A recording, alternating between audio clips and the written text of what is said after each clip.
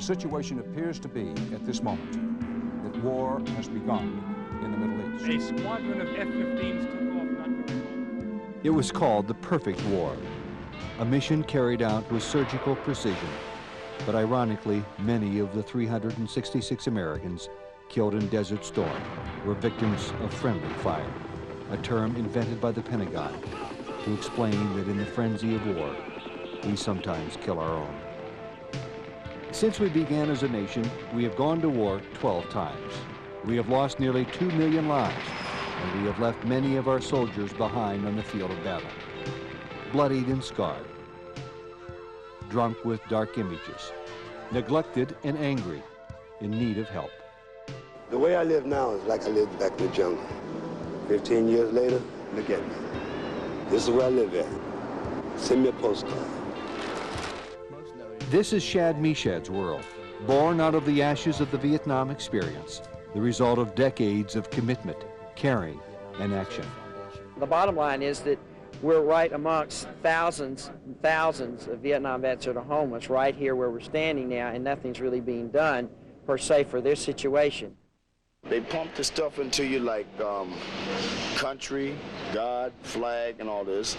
But when you come down and you come back off the high, then you hit here, skid row. I served in Vietnam. For what? For me sleeping in the street now? In a sleeping bag, just like I did when I was in Vietnam?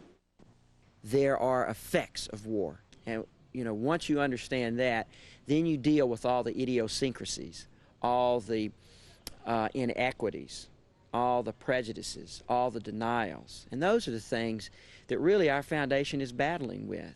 But we battle with trying to create solutions. Solutions have not been easy to come by for many of our veterans.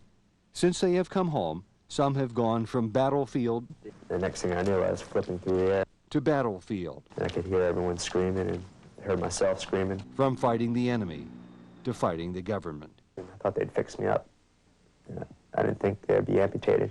Jay Humphreys heard the cheers when he came home from Desert Storm, but he was missing his left eye, part of his intestines, and both of his legs. They can build these smart bombs that can fire straight through the door of a building. They should be able to make some sort of a device that can allow people to walk again. After suffering excruciating pain from an antiquated prosthetic device supplied by the Army, he requested a more up-to-date version. The Army said no. I am not going to spend the taxpayers' money and for people to complain that we are wasting our money. There are so many patients who need it. Why should I spend $5,000 for something that's not needed? It's a matter of dollars and cents. And it's a matter of they'll spend $1 billion on a bomb, but not an extra $1,000 for a limb once they blow a soldier's leg off. For other veterans, hundreds of thousands of them, there are no physical ailments, no crutches or bandages. But they are wounded, to be sure. They harbor feelings of guilt, fear, rage, and sadness. They experience flashbacks and emotional trauma. And I remember looking at the pile of men that had been alive an hour before and were dead now, and I was one of the guys that picked them up and put them on the medevac choppers as they went out, and parts of their bodies were coming off my hands, and it was really very, but I know I went numb. I was just totally numb, and I felt aged when I came back. I knew I was only 20 that day, but I might as well have been 80. Shad Meshad has spent almost half of his life fighting in this arena.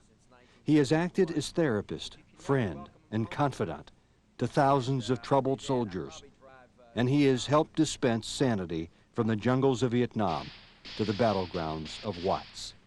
When 60 Minutes investigated the Veterans Administration a few years back for not adequately treating the wounds of war, they put the issue of PTSD, post-traumatic stress disorders, in prime time, front and center, to 25 million Americans. His name is Shad Meshad, and he took us to a place where 20 years ago he found a group of veterans sick with PTSD. They mistrusted society, their government, and especially the Veterans Administration. They hid out here and rebuilt Vietnam. Meshad, both a veteran and a therapist, tried to help. At the time, the only thing he could do was to get them to talk it out. Talking might keep them from self-destruction. 20 years later, this is the result of Meshad's work. small storefront meeting places throughout the country called vet centers. Congress insisted that the reluctant Veterans Administration get out of Washington and do something local and innovative. Give them places to talk it out outside of VA hospitals.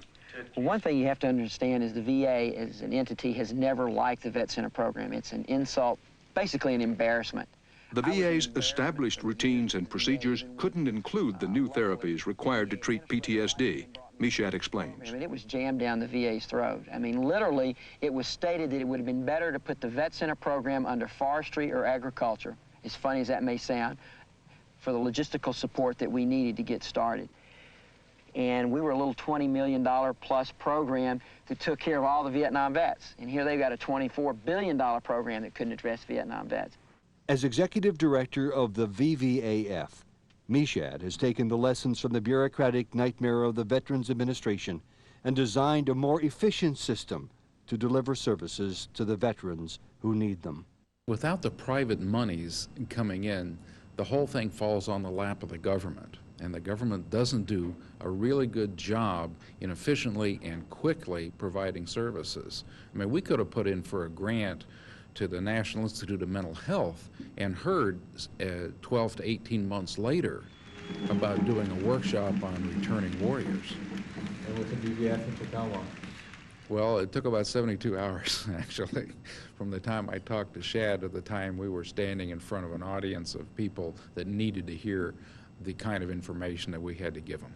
One by one, from Denver to Jacksonville to Cleveland, through a network of the world's experts in the field of PTSD, soldiers are being brought home from the battlefield at last.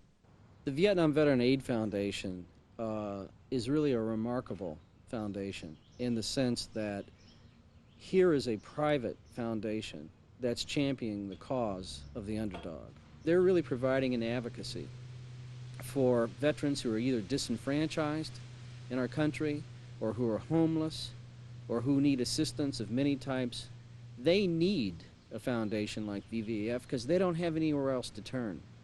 People like Harry Haygood and others had nowhere else to turn until the Southern California Veterans Services Council, a hands-on organization funded by the VVAF, began a job training and placement program for homeless vets. It gave me dignity, my self-pride back, a self-motivation, and a strong outlook on life.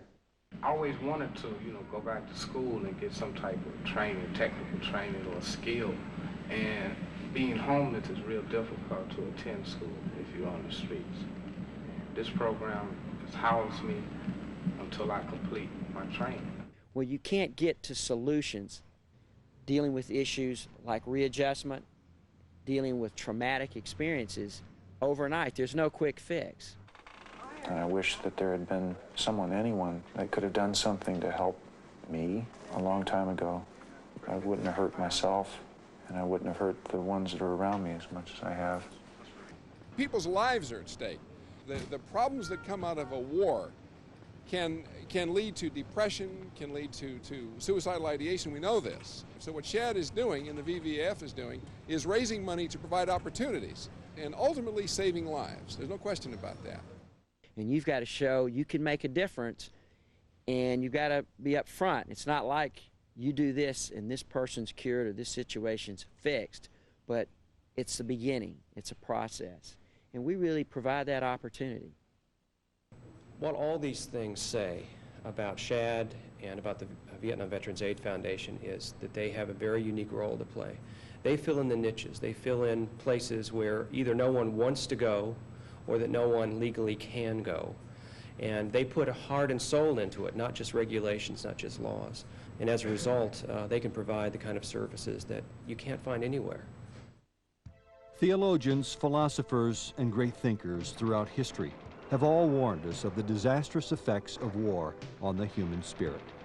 But it is our duty as a nation to assign meaning to their sacrifice, to determine whether their efforts have gone for peace and hope and justice, or for nothing more than heartbreak and homelessness and horror. This is what Shad Meshad and his Vietnam Veterans Aide Foundation are all about. To make warriors and their families strong at the broken places, to return them whole to their communities, and to let the wisdom and truth about war be heard by the next generation of Americans. Allied combat operations are being suspended as of now. Please be a part of the healing. Please contribute to the VVAF.